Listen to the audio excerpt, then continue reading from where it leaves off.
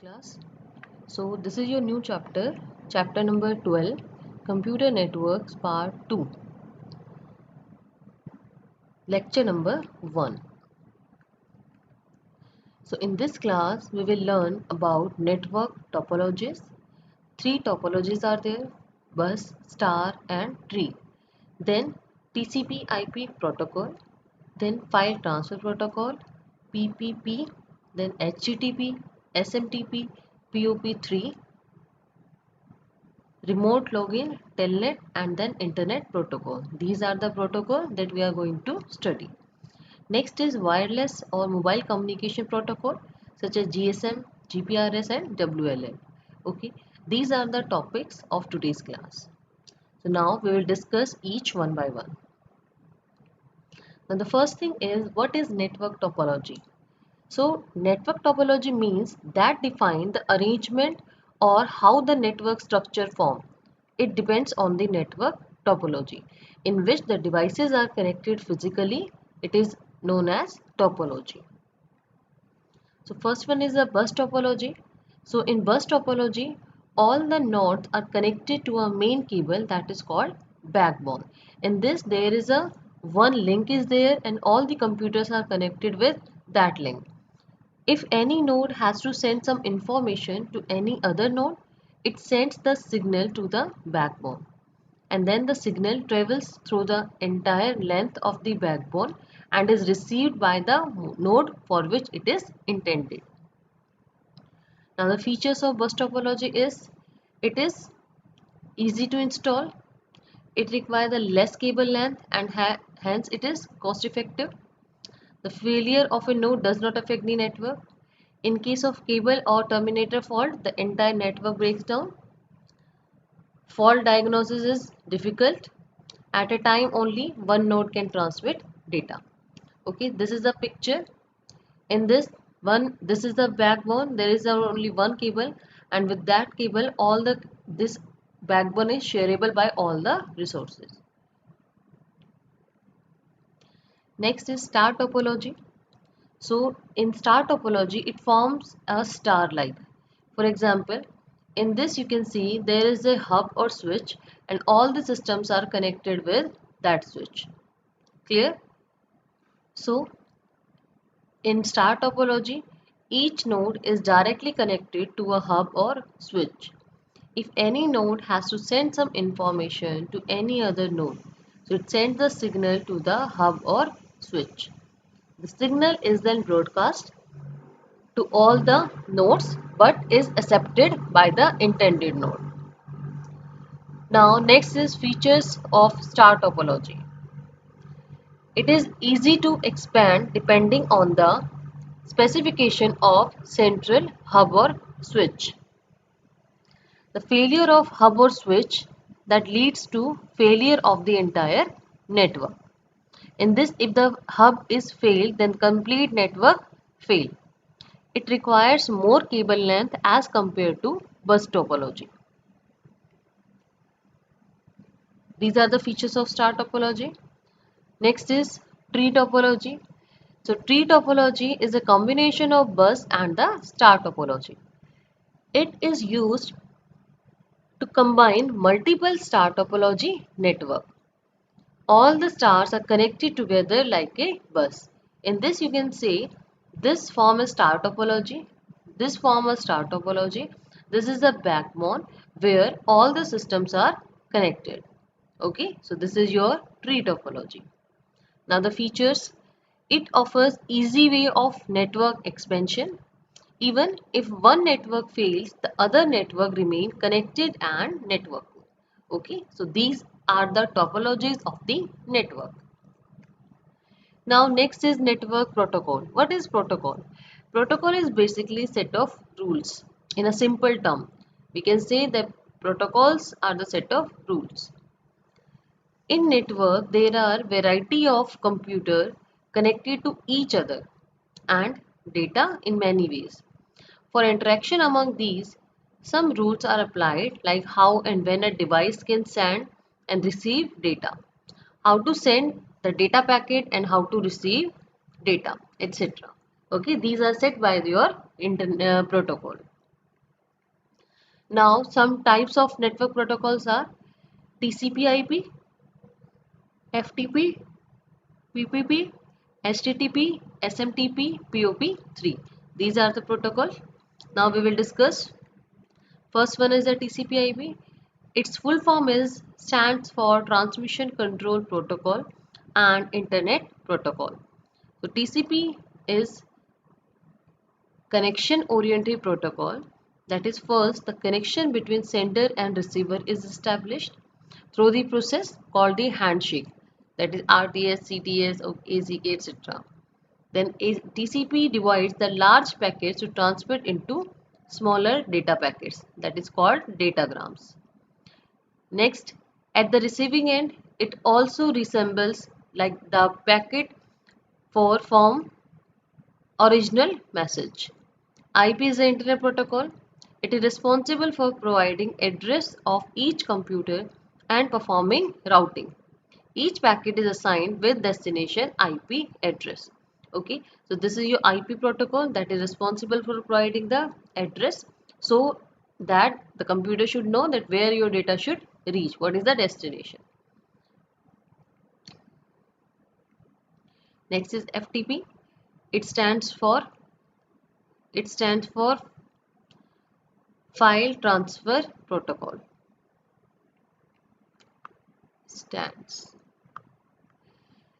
It allows transferring of files from one system to another, like uploading of the file from local machine to web server using FTP client like FileZilla, etc. FTP offers some advantages. That is, it useful to transfer files from one network to another. Then it is an effective way to get geographically dispersed group to cooperate on a project. Next, it is popular way to update websites. It is not just name of protocol but also name of program or command by typing FTP followed by the another site and you have to press the enter. So basically this file transfer protocol is used to transfer the file from one system to another. Okay. Now PPP, this stands for point to point protocol. So this point to point protocol is a communication protocol of the data link layer that is used to transmit multi protocol data between two directly connected computers. It is a byte oriented protocol that is widely used in broadband communications that having heavy loads and the high speeds.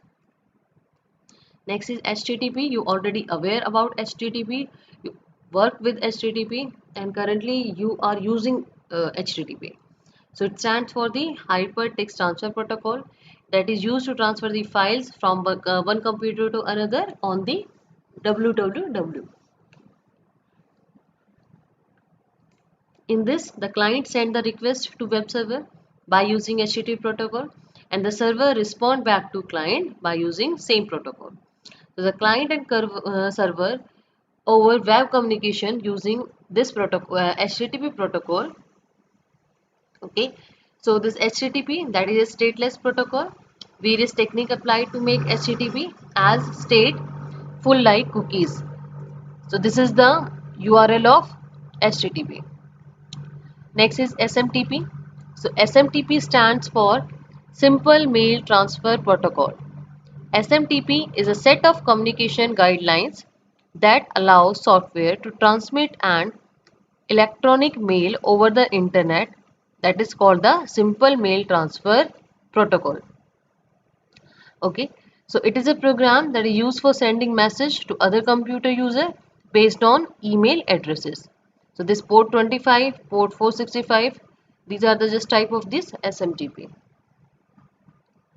Now next is POP3. So it stands for the Post Office Protocol. This POP3 is a client server protocol in which emails is received and held for you by your internet server. So periodically you check your mailbox on the server and download an email. So you are using the POP3 protocol.